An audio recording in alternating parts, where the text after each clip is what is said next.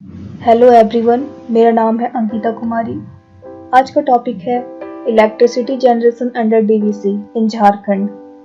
हम सबको पता है इलेक्ट्रिसिटी हमारे इन्वायरमेंट में नेचुरली नहीं पाई जाती है, इसे प्रोड्यूस किया जाता है।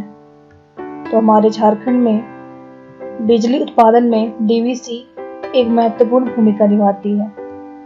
तो आज हम इसी के बारे में पढ़ेंगे। डीवीसी के तहत 3 तरीके से बिजली उत्पादन की जाती है।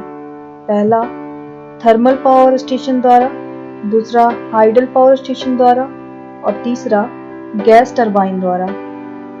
गैस टरबाइन द्वारा मात्र 30 मेगावाट बिजली उत्पादन किया जाता है, क्योंकि यह सबसे महंगा तरीका होता है। हाइडल पावर स्टेशन द्वारा 147.2 मेगावाट बिजली का उत्पादन किया जाता है और थर्मल पावर स्टेशन द्वारा 7090 मेगावाट बिजली का उत्पादन किया जाता है।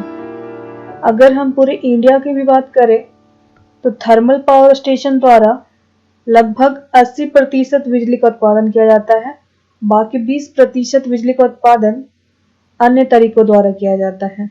डीवीसी के तहत अभी तक 7 थर्मल पावर स्टेशन बनाए जा चुके हैं, जिसमें से 4 झारखंड में हैं और 3 बंगाल में हैं।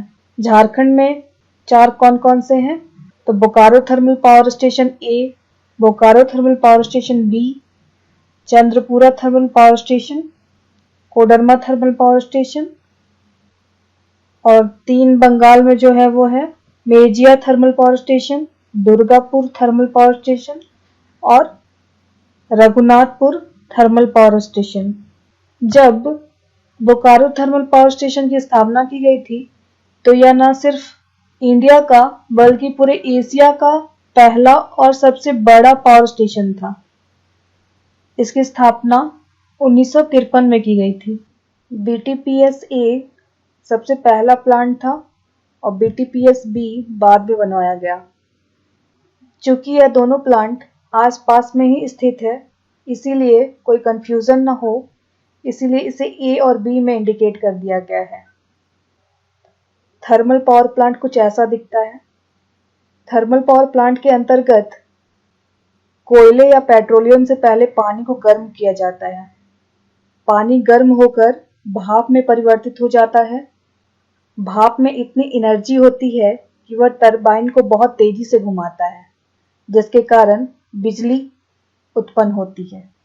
हाइडल पावर स्टेशन डीवीसी के तहत 4 मल्टीपर्पस डैम्स बनाए गए थे।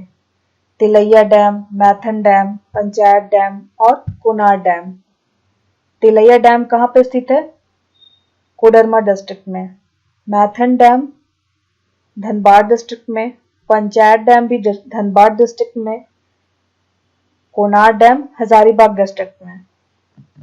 पिछले वीडियो में मैंने बताया था कि ये डैम्स किन किन नदियों पर स्थित है। इन चारों डैम्स में से 3 डैम पर डीवीसी द्वारा हाइडल पावर स्टेशन बनाया गया, जिसकी कुल कैपेसिटी 147.2 मेगावाट की है।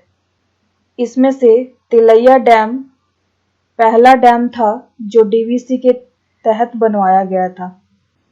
हाइड्रो इलेक्ट्रिक पावर सिस्टम कुछ इस तरह से काम करता है। इसके अंतर्गत बांध को ऊंचाई में बनाया जाता है ताकि पानी ऊंचाई से तेजी से नीचे गिरे। ऊपर से नीचे गिरने के कारण पानी में काफी फोर्स होता है, जिसके कारण यहाँ पे लगा टरबाइन तेजी से घूमता है। टरबाइन घूमने से ही बिजली उत्पन्न होती है। डीवीसी के तहत मैथन में गैस टरबाइन की स्थापना की गई थी, जिसकी कुल कैपेसिटी 30 मेगावाट की है। गैस टरबाइन कुछ ऐसा दिखता है। यहाँ जो मोटर दिख रहा है आपको, उसे टर्बोजेट इंजन कहते हैं। मेन काम इसी का होता है। ये टर्बोजेट इंजन का स्ट्रक्चर है। ये पीछे का हिस्सा है और ये आगे का हिस्सा है। इधर से हवा अंदर जाती है। ये जो आप देख रहे हैं वो कंप्रेशर है। जैसे जैसे हम अंदर जाते हैं वैसे वैसे कंप्रेशर के बीच में डिस्टेंस कम होता जाता है। ये तेजी से घूमता रहता है, जिसके कारण हवा अंदर जा रही है वह भी तेजी से घूमती है और यह घूमते घूमते इस जगह पे बीच में पहुंचती है।